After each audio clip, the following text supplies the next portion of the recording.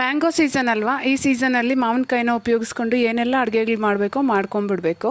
ನಾನಿವತ್ತು ಸಿಂಪಲ್ಲಾಗಿ mango dessert ಮಾಡಿದ್ದೆ. ಇದಕ್ಕೆ 3-4 ಕಪ್ ನೀರನ್ನ ಹಾಕ್ಕೊಂಡು ಅರ್ಧ ಕಪ್ಪಷ್ಟು ನೈಲಾನ್ ಸಬ್ಬಕ್ಕಿನ ಒಂದು ಅರ್ಧ ಗಂಟೆ ನೆನೆಸಿಟ್ಟಿದೆ. ಅದನ್ನು ಸಹ ಹಾಕ್ಕೊಂಡು 15 ನಿಮಿಷ ಪ್ಲೇಟ್ ಮುಚ್ಚಿ ಬೇಯಿಸ್ಕೊಂಡಿದ್ದೀನಿ. ಈಗ ಇದನ್ನು ತಣ್ಣಗಾಗಕ್ಕೆ ಬಿಡಬೇಕು. ಇನ್ನೊಂದು ಕಡೆ ಹಾಲನ್ನ ಬಿಸಿಗಿಟ್ಟಿದ್ದೆ. ನಾನು ಇಲ್ಲಿ 2 ಮಾವಿನಕಾಯಿ ತೊಗೊಂಡಿದ್ದೀನಿ. ಚೆನ್ನಾಗಿ ಹಣ್ಣಾಗಿರಬೇಕು. ಈ ರೀತಿ ಸ್ವಲ್ಪ ಕಟ್ ಮಾಡಿ ಇಟ್ಕೊಂಡು ಒಂದು ಸ್ವಲ್ಪ ಪೇಸ್ಟ್ ಮಾಡಿ ಇಟ್ಕೊತಾ ಇದ್ದೀನಿ. ಹಾಲು ಸಹ ಬಿಸಿಯಾಗಿದೆ. ಇಲ್ಲಿ ಅರ್ಧ ಲೀಟ್ರ್ ಹಾಲು ತೊಗೊಂಡಿದ್ದೆ. ಗಟ್ಟಿ ಹಾಲು ತೊಗೊಂಡ್ರೆ ಟೇಸ್ಟ್ ಚೆನ್ನಾಗಿರುತ್ತೆ. ಈಗ ತಣ್ಣಗಾಗಿರೋಂಥ ಸಬ್ಬಕ್ಕಿನ ಹಾಕಿ ನಾನಿಲ್ಲಿ ಸಕ್ಕರೆ ಬದಲಾಗಿ ಮಿಲ್ಕ್ ಮೇಡ್ನ ಯೂಸ್ ಮಾಡ್ತಾ ಇದ್ದೀನಿ. ಇಲ್ಲಿ ನಿಮ್ಗೆ ಸ್ವೀಟಿಗೆ ತಕ್ಕಂಗೆ ಸಕ್ಕರೆ ಮಿಲ್ಕ್ ಮೇಡ್ 2 ಮಿಕ್ಸ್ ಮಾಡಿ ಸಹ ಹಾಕ್ಕೋಬೋದು.